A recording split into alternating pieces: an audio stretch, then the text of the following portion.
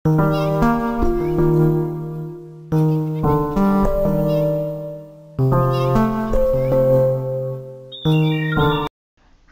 Husband বাড়িতে নেই, তো হাজবেন্ডকে ভাত দিয়েই মা ছেলে দুজনে মিলে মজার মজার রেসিপি করে খেয়ে নিলাম।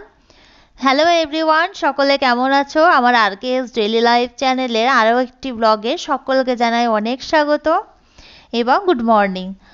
তো সকাল সকাল এখানে সিমুই রান্না করছি। তো ঘুম থেকে উঠে প্রথমে চাটা করে খেয়ে নিলাম, তারপর আশিবাসি যত কাজ ছিল সব কিছুই এদিকে কমপ্লিট করে নিলাম, দিয়ে সোজা রান্নাঘরে চলে এলাম ব্রেকফাস্ট বানাতে। এদিকে সিমুইটাকে একটু ভেজে নিচ্ছি। সিমুইটা যদি একটু কড়াইয়ে নেড়ে চেড়ে নেওয়া হয় তাহলে লালচে লালচে ভাব চলে আসে, সিমুইটা খেতে খুব ভালো হয়। আর এদিকে দুধটা জালে বসিয়ে দিয়েছি, দুধটা ওদিকে গরম হবে সিমুইয়ের জন্য। আর এদিকে একটুখানি গুঁড়ো দুধ আমি গরম জল দিয়ে গুলে নেব। গরুর দুধের মধ্যে একটু গুঁড়ো দুধ গুলিয়ে যদি দেওয়া হয় তাহলে দুধটা একটু ঘন হয়, সিমুইটা খেতে বেশি স্বাদ হয়। গরুর দুধটাও এদিকে অনেকক্ষণ ধরে জাল করে একটু গাঢ় করে নিয়েছিলাম, তো এরই মধ্যে আবার গুঁড়ো দুধ গোলাটাও দিয়ে দিলাম। আর চিনি, এলাচ, লবঙ্গ, দারচিনি যা যা লাগে সব কিছু দিয়ে দিয়েছি। তো এদিকে দুধটা একটু ফুটতে থাকুক, তারপর নামিয়ে ঠান্ডা করার জন্য রেখে দেবো। এদিকে সিমুইটা ভেজে তুলে নিয়েছে, উপর থেকে একটু কাজু বাদাম দিয়ে দিলাম। কাজু বাদামটা আর ভাজিনি, যখন দুধটা দেবো এই দুধের মধ্যে কাজু বাদামটা ভিজে এমনিতেই নরম হয়ে যাবে। আর এদিকে রান্না করব হচ্ছে ভাজা করব আলু। তার জন্য আলুটাকে ছোট ছোট করে কেটে নিয়েছি। এদিকে আলুটা ভাজার জন্য কড়াইয়ে তেল দিয়ে একটু পেঁয়াজটা লালচে লালচে ভাব করে নেব। আর ফ্রিজের মধ্যে আমি এসেছি লঙ্কা বের করতে, তো একটুখানি লঙ্কাটা বেশি পরিমাণেই দেব। রুটির সঙ্গে ঝাল ঝাল আলু ভাজা আর মিষ্টি মিষ্টি সিমুই খুব ভালো লাগে খেতে। তো ওদিকে দুধটা তো জাল করার পর রেখে দিয়েছি, একটু উষ্ণ উষ্ণ গরম থাকা অবস্থায় তারপর সিমুইয়ের মধ্যে দেব, তাহলে ভালো হবে। আর যদি গরম অবস্থায় দুধটা দিয়ে দিই সিমুইটা একদম গলে ক্ষীর হয়ে যাবে, ভালো লাগবে না। আর এদিকে আলু ভাজাতে একটু কালো জিরে ফোড়ন দিয়ে এখন আলুটা ছেড়ে দিলাম। তো একটুখানি লবণ, হলুদ, জিরে ধনে পাউডার দিয়ে নাড়াচাড়া করব। আর অল্প আঁচেই নাড়বো, কারণ এই যে গোট গোট করে আলু কাটা এটাকে ভাপ দিয়ে নিইনি, তার জন্য অল্প আঁচে ধীরে ধীরে এটাকে ভাজতে হবে বেশ অনেকটা সময় ধরে। তো এটা এদিকে ভাজা হতে থাক, আমি এদিকে দুপুরবেলায় করব বিরিয়ানি, তার জন্য এদিকে চালটাকে ভিজিয়ে রাখবো। আর আজকে না বিরিয়ানির চাল নেই ঘরে, এখানে আছে পোলাওয়ের চাল। তো যদিও পোলাওয়ের চাল ছোট ছোট হয়, তো ওটা দিয়ে আজকে বিরিয়ানিটা আমাকে করতে হবে, কারণ হাজব্যান্ড বাড়িতে নেই। এই যে ইলেকশনের ডিউটি পড়েছে তার জন্য ও গিয়েছে কালকে।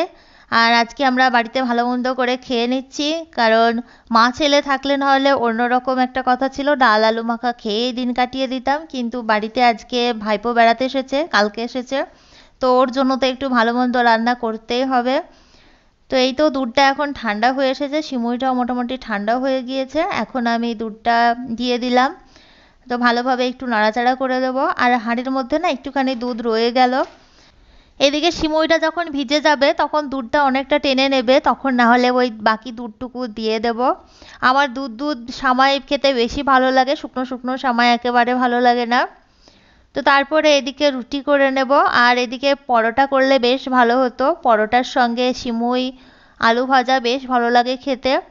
কিন্তু এদিকে দুপুরে বিরিয়ানি করব, বারবারই খাবার খাওয়া এই গরমে ঠিক হবে না, তার জন্য করে নিচ্ছি এমনি রুটি। নর্মালি সকালবেলায় বাড়িতে রুটি খুব কমই হয়, ওই যে করার একটা ওজোর, তারপরে আবার ছেলে খাবে আধখানা, হাজবেন্ড খাবে একখানা, আমি খাবো একখানা, এর জন্য আর রুটি করার কি মানে হয়, তার জন্য রুটিটা সকালবেলায় অ্যাভয়েড করি। কিন্তু আজকে যেহেতু ভাইপো আছে তার জন্য করলাম, তো সকলে মিলে এখন জমিয়ে খাওয়া হবে। আর সকাল সকাল আজকে টিফিনটা করে নিচ্ছি, তার জন্য খুব ভালোই হচ্ছে। আর যদি হাজবেন্ড বাড়িতে থাকে তাহলে খেতে খেতে প্রায় 10টা বাজে, স্কুল থাকলে তো চলেই যায়, তখন তো আর রুটি করাই হয় না। যখন বাড়িতে থাকে ছুটির সময় তখন আমাদের সকালের খাবার খেতে খেতেই প্রায় 10টা সাড়ে 10টা, তার জন্য রুটিটা করি না। কিন্তু আজকে যেহেতু সকাল সকাল খেতে বসে পড়েছি, এখন বাজে 9টা, তার জন্য খুব ভালো হয়েছে, সকালের খাবারটা একদম হজম করে আবার দুপুরে খাওয়া যাবে। তো এই তো এখন তিনজনে মিলে বসে বসে খেয়ে নেব, ছেলে আমি একটা থালাতেই নিয়ে নিয়েছি। আর এদিকে চিকেনের মশলা করে নিচ্ছি, এখানে আছে টমেটো কুচি, রসুন, কাঁচা লঙ্কা আর আদা ছিল না, আদা একটু পেস্ট ছিল, সেটাই দিয়ে দেব। সেটা দিয়ে দিয়েছি। আর এদিকে একটু কাঁচা জিরে এর মধ্যে দিয়ে দিলাম, দিয়ে সব কিছু একটু ভালোভাবে পেস্ট করে নেব। আর এই তো পেস্ট করা মশলাটা এখন চিকেনের মধ্যে দিয়ে দিলাম, আর খানিকটা পরিমাণে রেখে দিলাম, ওটাতে বিরিয়ানি আলু যখন রান্না করব তখন আলুর মধ্যে দিয়ে দেব। এখন চিকেনের মশলাটা ভালোভাবে আমি কষিয়ে নেব, এর মধ্যে লবণ, হলুদ আর জিরে ধনে পাউডার দিয়ে দিলাম, আর এদিকে চিকেনটাও দিয়ে দিলাম। মশলাটা ভালোভাবে কষে গিয়েছিল, তো এখন ঢাকা চাপা দিয়ে ভালোভাবে কষিয়ে নেব।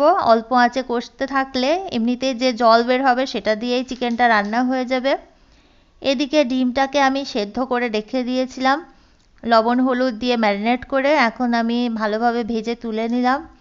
এদিকে বিরিয়ানির জন্য আলু কেটে রেখে দিয়েছিলাম সেদ্ধ করে, তো 70% সেদ্ধ করেছিলাম আলুটা, এখন ভেজে নেব, তাহলে একদম মোটামুটি সেদ্ধ হয়ে যাবে।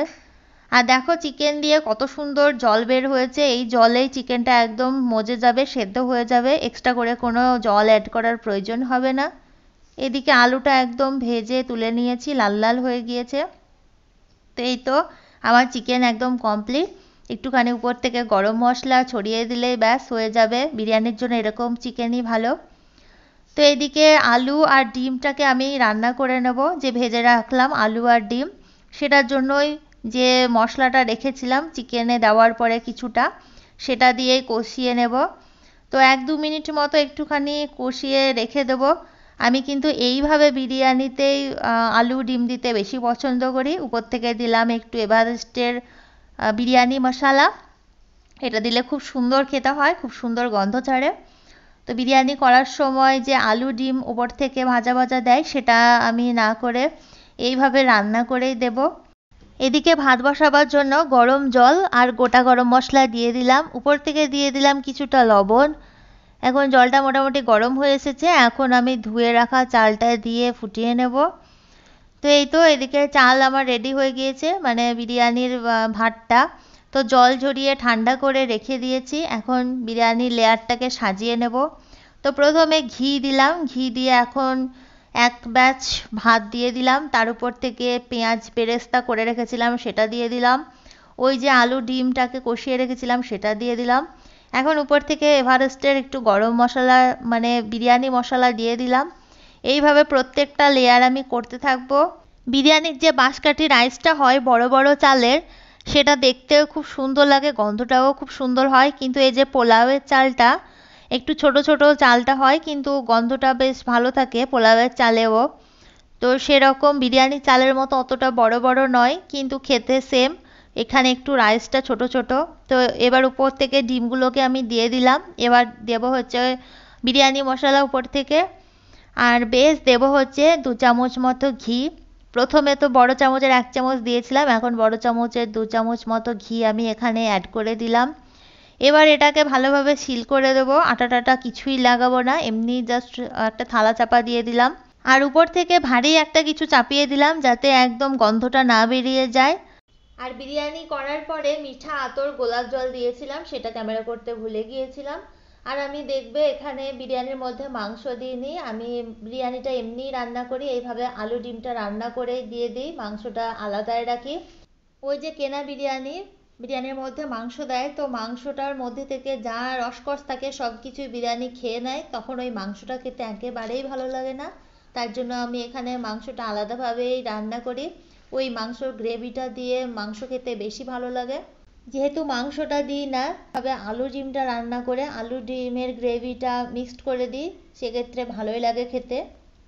তো আজকের ভিডিওটি তোমাদের কেমন লেগেছে আশা করছি ভালো লেগেছে। যদি ভালো লাগে প্লিজ একটা লাইক করো, কমেন্ট করো, বন্ধুদের সঙ্গে শেয়ার করো।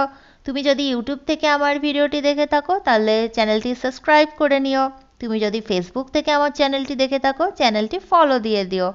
তো আজকের ভিডিওটি এখানেই শেষ করছি, দেখা হচ্ছে নেক্সট আরও একটি ভিডিওতে। Good bye.